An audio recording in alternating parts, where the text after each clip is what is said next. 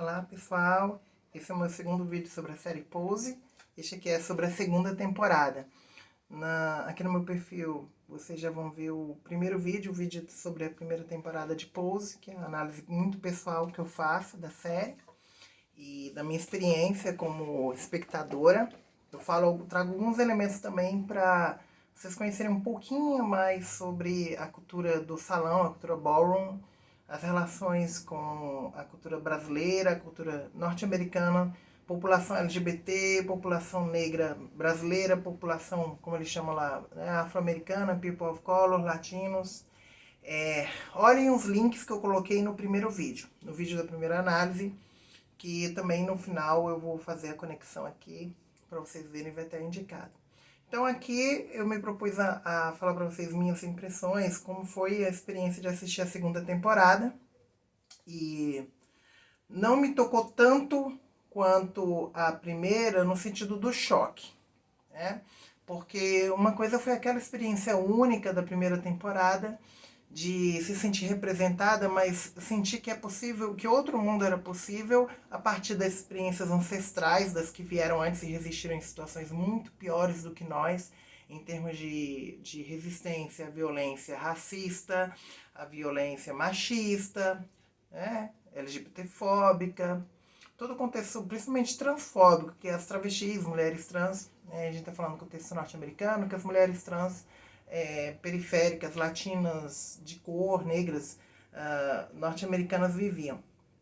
E o sentido de casa e de família, que era o tema principal da primeira temporada. O que significa ser mãe nesse contexto. A segunda temporada, ela não deixa de ser tocante por causa disso, não deixa de ter uma excelente qualidade, né? Só que é menos ligada à ideia do ambiente interno, e talvez por isso, particularmente para mim, me toque menos, porque naquele ano de 2018 era muito importante para mim pensar o tema da casa, o tema da família, o que é se sentir abrigada. Tem um contexto particular que eu não falei do primeiro filme, meu segundo marido na época, ele tinha falecido. Ele tinha falecido, foi um processo muito, muito doloroso, eu tinha vivido com ele mais de 8 anos, e ele tinha falecido recentemente.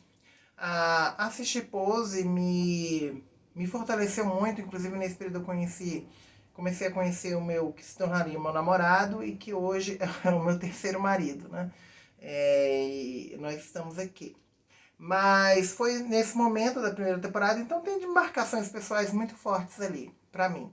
Eu, inclusive, eu fiz campanha em 2018, eu fui candidata a deputada estadual pelo Rio de Janeiro, e a minha campanha, no âmbito virtual e nos materiais de campanha, teve o apoio tanto da Dominique Jackson, da que faz a Electra, da série Pose, eu entrei em contato, ela me deu o apoio, está no material, como também da India Moore, né, a Angel, ela me deu apoio também do material, foi muito gentil. Então tem um apoio de pessoas da série Pose, também esse material achei muito importante porque tinha me tocado, tá lá a carinha delas. Então elas tinham confirmado para mim, conversei com elas e foi muito bom. Bem, segunda temporada, o tema principal no meu entendimento hoje, olhando também, eu assisti nos Estados Unidos. Eu estava em 2019 nos Estados Unidos como pesquisadora visitante da Duke University, da Universidade de Duke, na Carolina do Norte, com a qual eu desenvolvo uma pesquisa sobre saúde mental de minorias sexuais e de gênero em 6 países, incluindo o Brasil. Eu coordeno aqui a pesquisa no Brasil. E lá, analisando os dados, e tive a oportunidade de estar nos Estados Unidos na época da Premiere, quando foi lançada a segunda temporada. E o tema, no meu entendimento, é como essa consolidação da família, da casa, lida com a visibilidade dessa casa por meio do sucesso que foi o conhecimento público da cultura do ballroom por meio da obra da Madonna como outros artistas, né? Conheceram essa arte de rua, essa arte de resistência da população LGBT, como a gente fala hoje, negra, de cor, pessoas de cores, latinas, e se tornou aquele sucesso, né? É algo que tem um psicólogo social muito importante, Sérgio Moscovici, que nos ensinou. Ele é autor da teoria das representações sociais, e ele também tem uma teoria sobre psicologia das minorias ativas. E uma coisa que o Sérgio Moscovici nos ensinou é que as minorias ativas são aqueles grupos que estão excluídos da sociedade, marginalizados, mas estar excluído, marginalizado não quer dizer que você está fora da sociedade. Você está nas margens. E é das margens que se pode influenciar ali, que se pode ver aquilo que quem está no centro não vê. É das margens que vem a criatividade.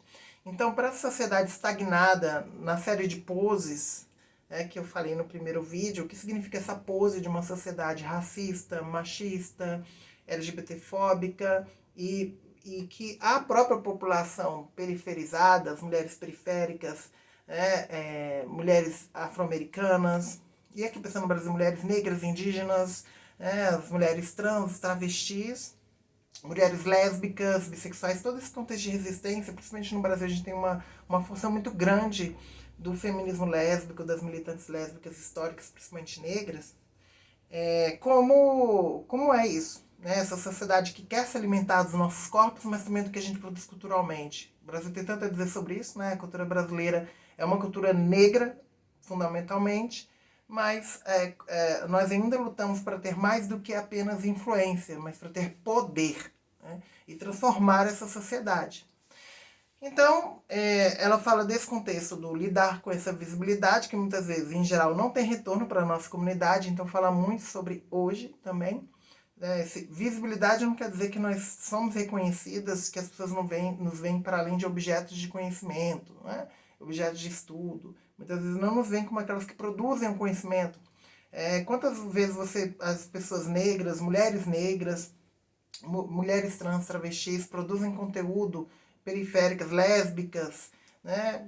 Mulheres, né? Em toda a nossa diversidade, mas com essas marcações étnico-raciais, de diversidade sexual e de gênero, nós não somos nem tão lidas, nem tão acessadas, e o nosso conteúdo muitas vezes é criticado simplesmente porque as pessoas não querem ver, acham que é chato ficar vendo muita coisa de negro, de LGBT, que elas estão cansadas. Então o racismo evidente aí, quem é racista não vai ver, quem é transfóbico, LGBTfóbico, machista, está muito marcado também como a indústria produz essa obra.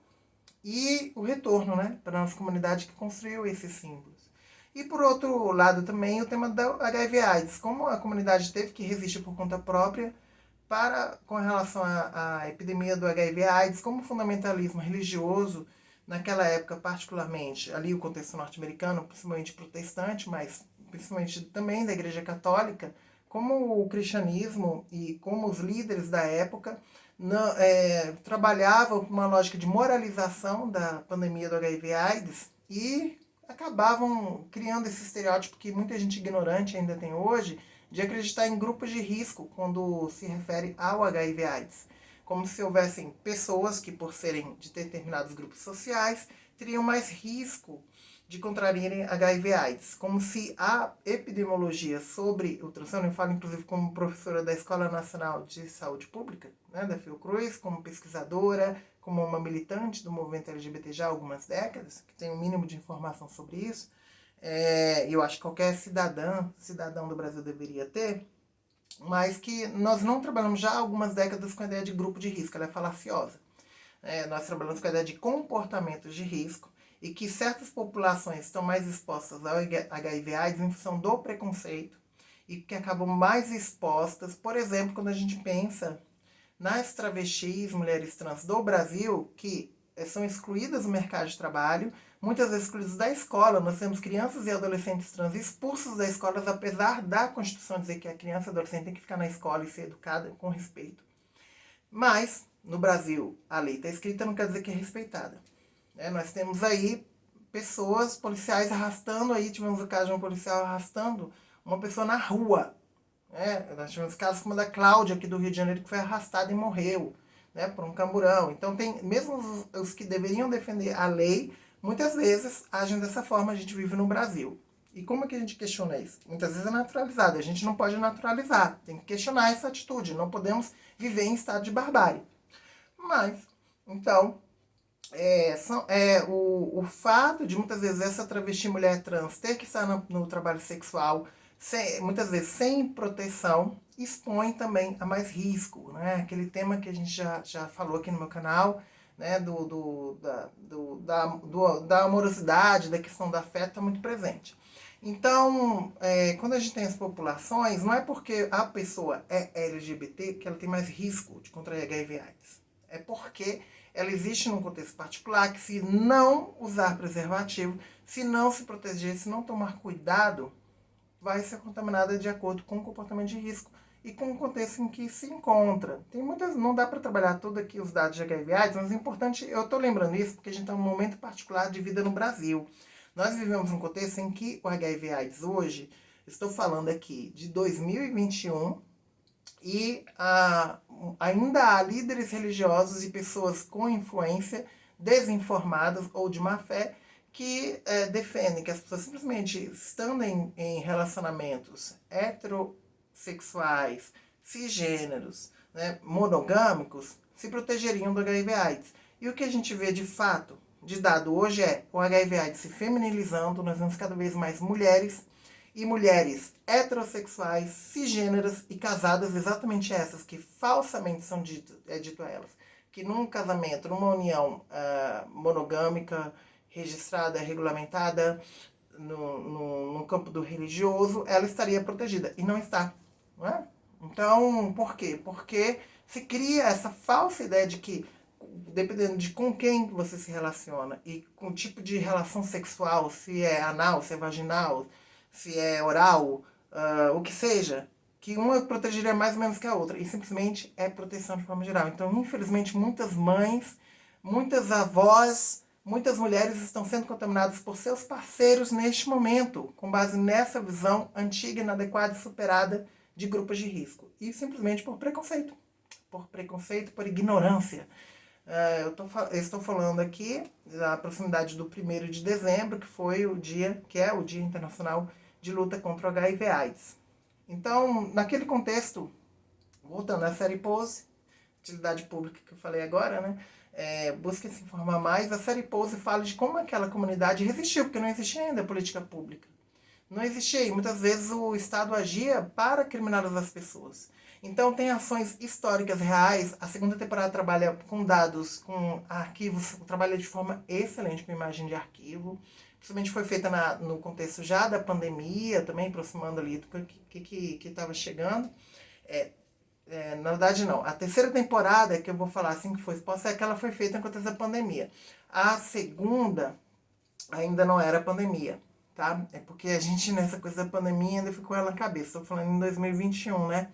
Mas em 2019 ela usa muito imagem de arquivo e eu sei que a terceira temporada ela usa muito também, mas em função exatamente do contexto da pandemia, das gravações de pandemia e do isolamento. Mas em 2019, na segunda temporada, muitas imagens de arquivo, eu conheci pessoas nos Estados Unidos que viveram aquelas experiências, né, em bares de Nova York, de ações em igrejas, exigindo apoio e não ataque por parte de lideranças religiosas. Era uma comunidade muito corajosa, que entendia que se não estivesse junta, ia morrer junta. Mas não ia morrer junta sem lutar. Então a própria ideia de resistência está muito presente ali. Não à toa tem episódios centrais, fulcrais em toda a série. Perdas gigantescas, não vou dar spoiler.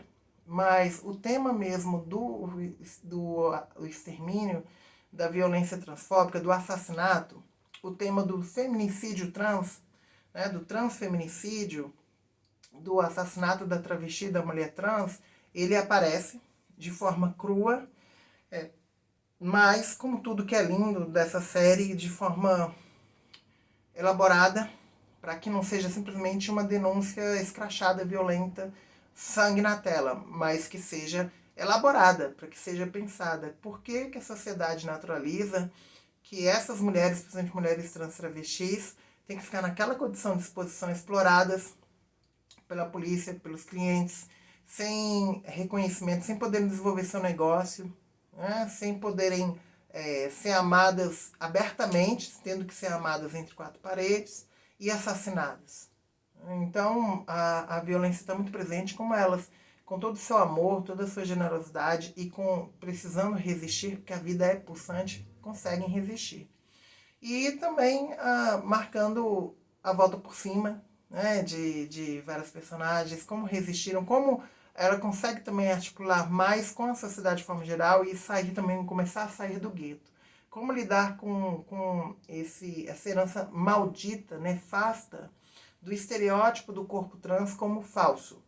Que ainda quando as pessoas usam erroneamente, pejorativamente o termo travestido, por exemplo, como se fosse um sentido de falsidade, um termo extremamente pejorativo que vem dessa origem da palavra e que tem que ser ressignificado, ao invés de falarem disfarçado, falam travestido. Isso é horrível, porque existe um corpo travesti, existe uma identidade travesti, uma identidade feminina de uma travesti, que geralmente se identifica como uma mulher travesti, uma travesti no Brasil, e que lá o corpo da mulher trans, que é independentemente de trans, travesti, ela é uma mulher trans ali, é um corpo feminino, e essa mulher trans sendo estigmatizada, assassinada. Né? E as resistências. Então o tema da segunda temporada é mais sobre essa característica, como a comunidade lida de forma mais aberta com a sociedade externa e os dilemas também de uma sociedade que ainda não está pronta para uma modelo que se apresenta com todo o seu talento, mas que a sociedade exige que ela tenha um rótulo trans na testa. Né? E exija que quando ela já se sabe desse rótulo, ela não tem oportunidade. E quando esse rótulo é exposto, ela é expulsa. E ela é responsabilizada, quer dizer, ela é revitimizada. É uma violência transfóbica que ainda existe, ainda está colocada e nós precisamos superar. E muitas vezes, de novo, como eu falei no primeiro vídeo, reproduzida por pessoas da própria comunidade LGBT, que reiteram um caráter de falsidade e de que a pessoa trans tem que estar exposta a todo momento, como se fosse um objeto de venda de supermercado, um espetáculo que tivesse que estar à disposição a todo momento. Uma objetificação nojenta. Então é importante superar, primeiro, internamente na comunidade, mas também externamente com as parceiras aliadas, com as pessoas que nos amam, que não necessariamente nossos parceiros, companheiros, maridas, esposas, que seja, são da comunidade LGBT, mas são parceiras nessa luta. Né? Então, todo mundo, nossos professores, amigos, pais, parentes, irmãos, todo mundo que vive conosco, que está conosco, de fato, fazer a diferença. E as instituições que deveriam cumprir o seu papel. É sobre isso a segunda temporada. Assistam, eu vou esperar a terceira temporada, ansiosa para conhecer melhor. Né? Eu não tive contato, a pandemia me afastou muito dessas produções e eu fiz questão de gravar aqui para lembrar da importância dessa série para falar de representatividade das nossas vidas. É sobre isso. Obrigada.